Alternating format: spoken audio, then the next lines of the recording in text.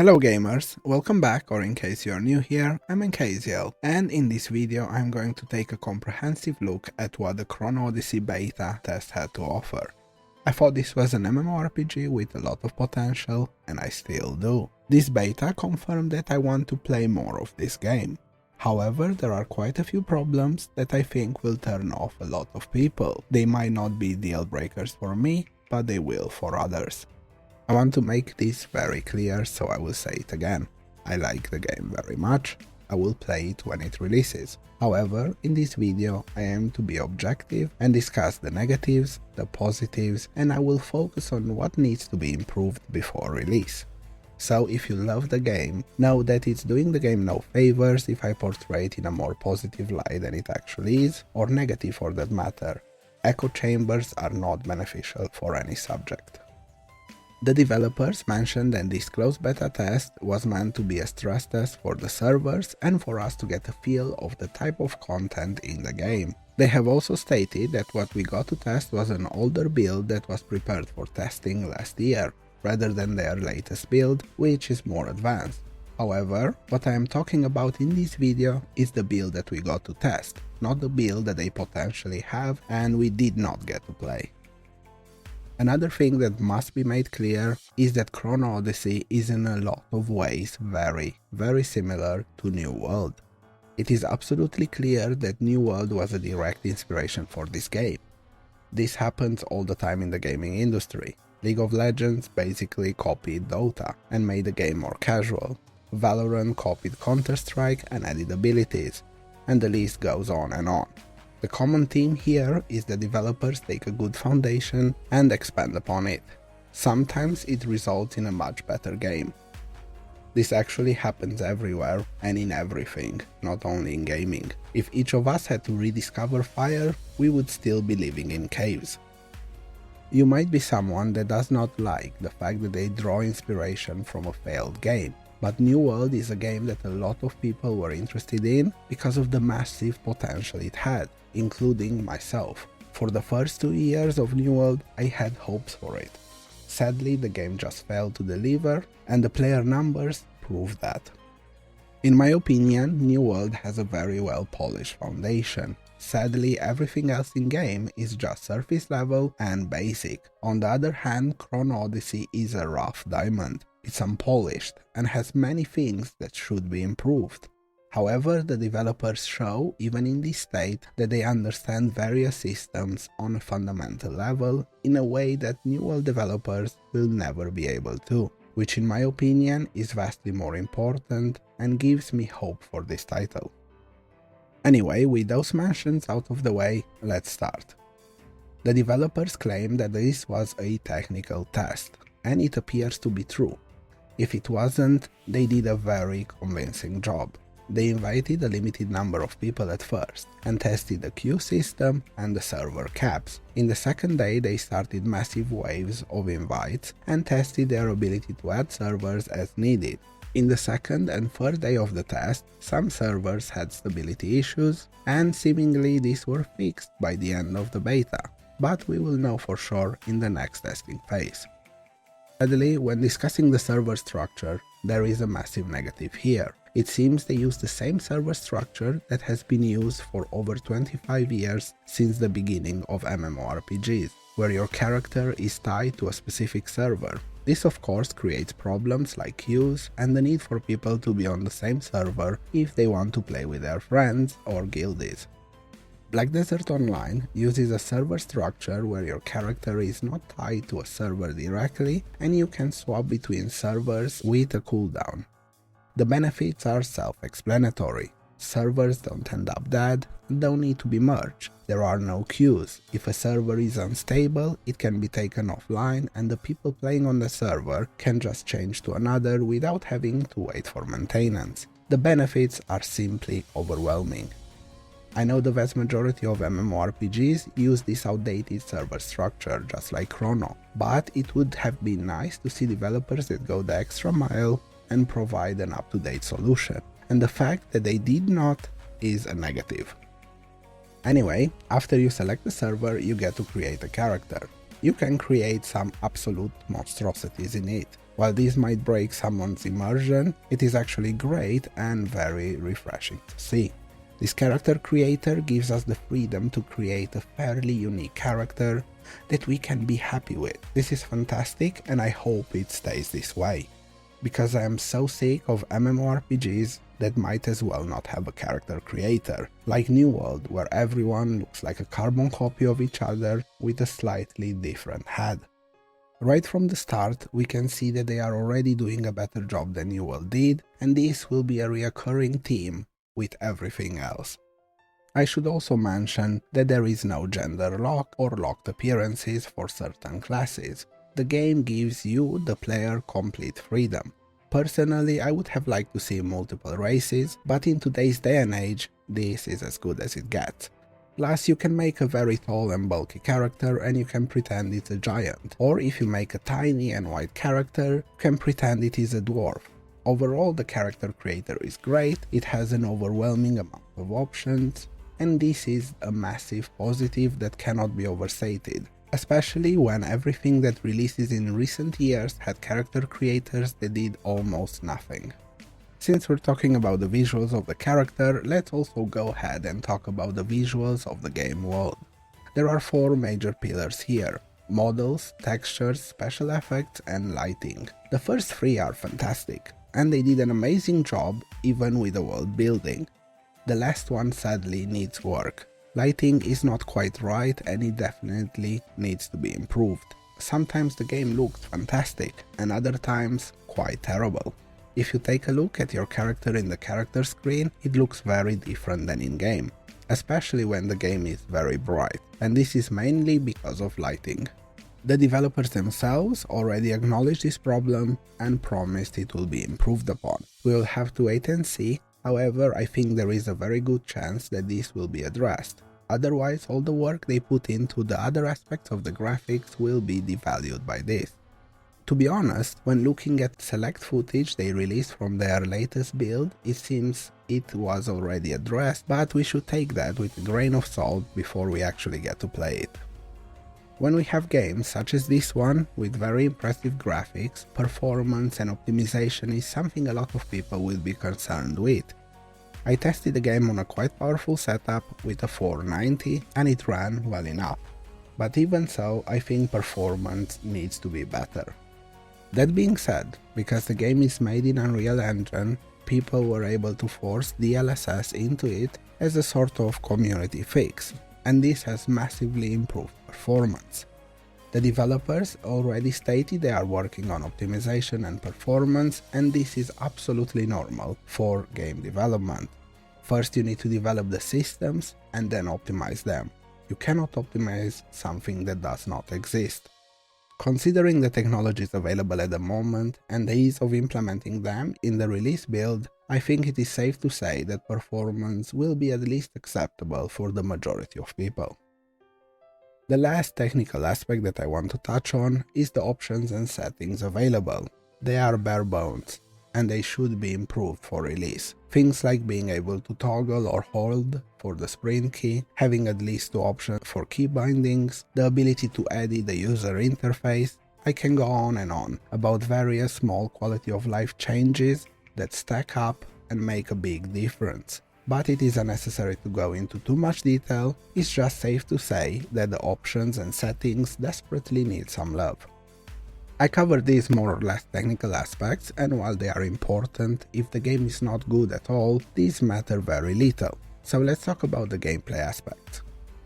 The most important element I would say is combat. The game features class-based action combat with the usual attack, dodge, and each weapon has a special ability on right click, such as the ability to block, parry, or even unique ones like how the bow aims elemental power shots. Each class has access to 3 weapons and they have to choose 2 of them to actively use. These 2 weapons can be swapped between in combat and each of them comes with up to 4 abilities.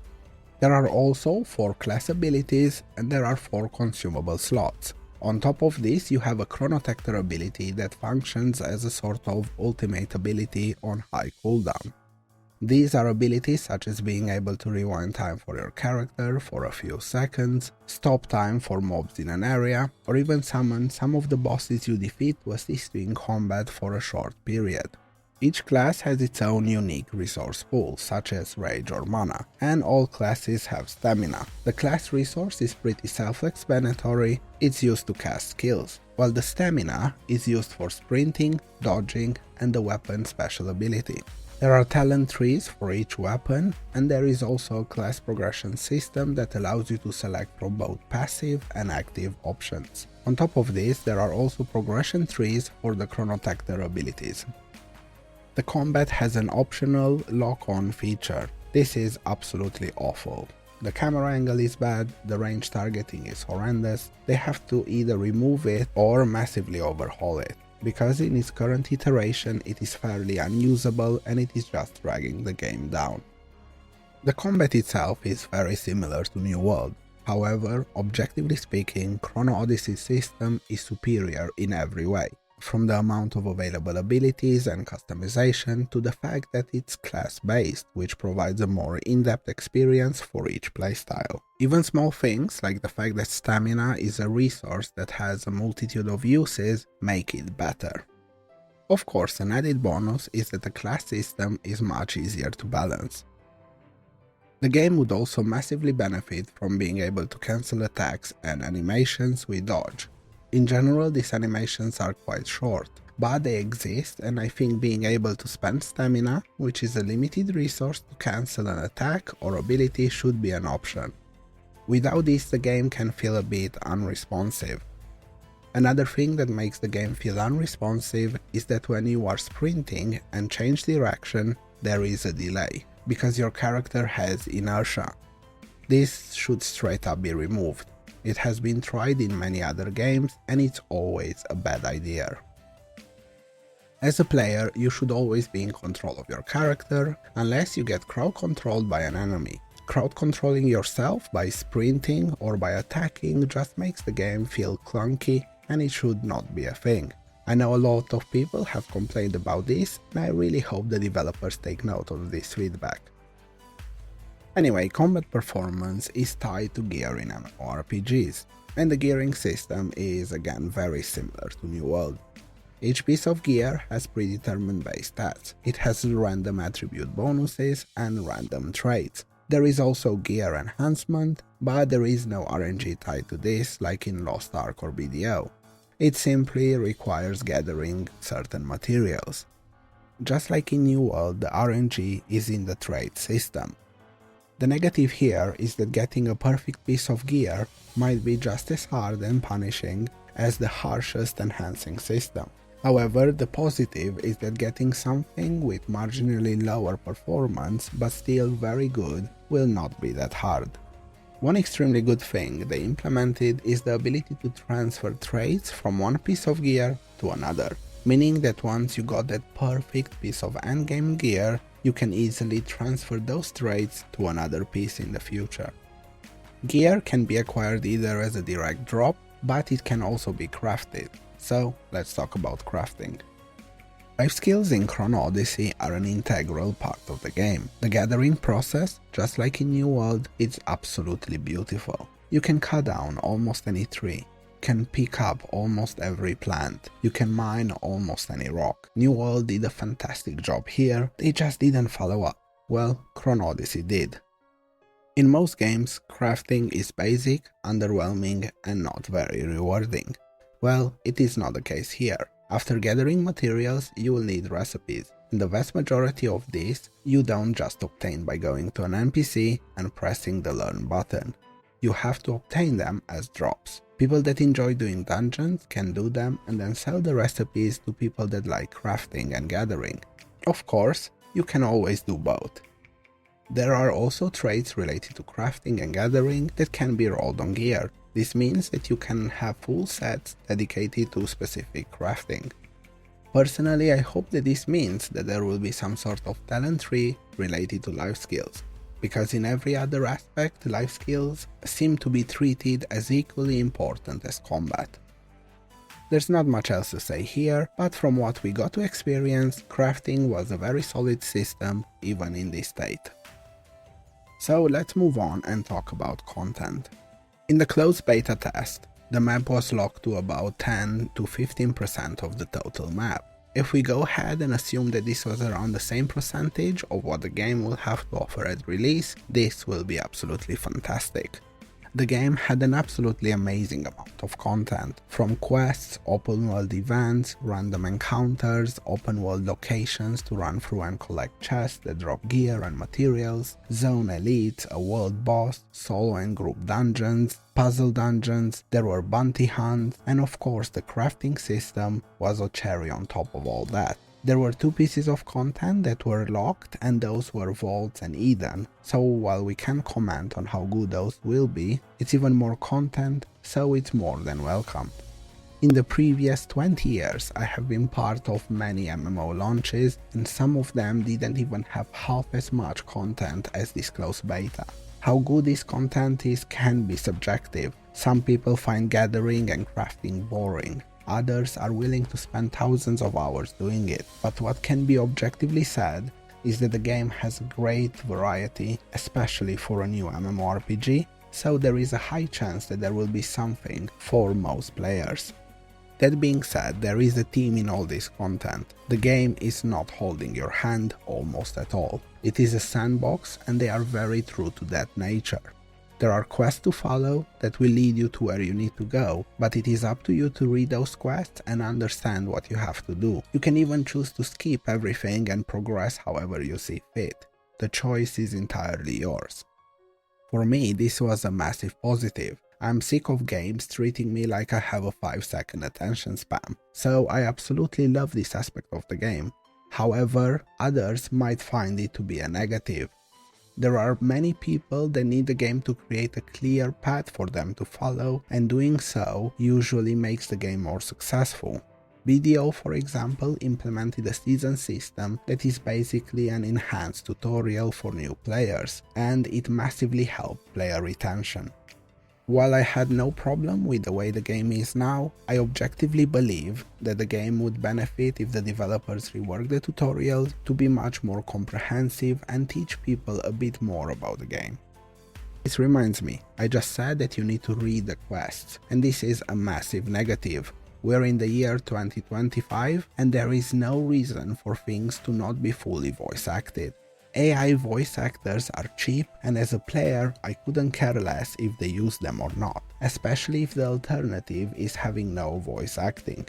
I think having no voice acting makes people ignore the text and end up leaving them confused about what they need to do, and even if you can be bothered to read, it subtracts from the experience of the game. You might have noticed that I haven't said anything about PvP content. Well, there will be this PvE-PvP extraction game mode. Other than that, you can flag up in open world, but there is no benefit to it. The developers made it very clear that they are focusing on providing a solid PvE experience. That being said, they also voiced that if there is a demand, they are willing to provide arenas and battlegrounds, so hopefully they will. Organized PvP is a welcome distraction, and it can provide countless hours of fun for those interested. Another negative element that I need to mention is the animations. Sometimes they look great, and other times they just don't look right. For example, when your character is moving diagonally. This and the lighting issue make the game feel very cheap and look very unpolished, and for the sake of the game I hope they fix this before launch. The last negative element that I believe needs to be addressed is the mount system. It's simply a speed buff, and it would be nice if they put in some time and effort to create something better, something that would match the other systems in game. Also, the worst part of this mount system is the fact that there are only horses available. Mounts are an integral part of the MMORPG experience, and there are countless people that play these games just to collect them or interact with various mount-related systems. I've seen full guilds dedicated to mounts in Guild Wars 2. I know that there are people in BDO that spend thousands of hours engaging with the mount system. People in WoW spend thousands of hours collecting mounts. In my mind, there is no reason why the mount system should be overlooked and be this bad. I really hope they take another look at this system and improve it. That's kinda it. So in conclusion, Chrono Odyssey is the diamond in the rough. It is what New World should have been. It has developers that seem to understand what is needed to create a good and engaging MMO. It has tons of variety and PvE content. It has a wonderful and rewarding crafting system. It puts the player first and allows us to customize our characters both functionally and visually to our preference. However, it also has a bunch of negatives that need to be addressed. They need to fix the lighting. They need to implement the technologies that are available to optimize and improve performance. They need to improve some of the animations. In today's day and age, they need to voice act all the text in the game. In my opinion, the combat would also benefit from being able to cancel abilities and attacks by dodging, and if the inertia from sprinting was completely removed. I also believe it would be beneficial to have some sort of organized PvP, such as ranked arenas and multiple battleground maps. Reworking the tutorial to provide more information for new players should also be done, at least to a level where it helps people understand how to navigate the game's world. Overall, I really enjoyed Chrono Odyssey. It is a game that I will 100% play at release, and I know I will have a lot of fun. I already did. I cannot wait for the next test, and the release date cannot come soon enough. If they improve the various problems the game has, it has the potential to be a game like no other. After this beta test, I personally have high expectations for this game, but only time will tell if they manage to do the right thing. That's it for the video. If you made it to the end, thanks for watching. Feel free to like, subscribe and comment, or don't. See you in the next one, gamers.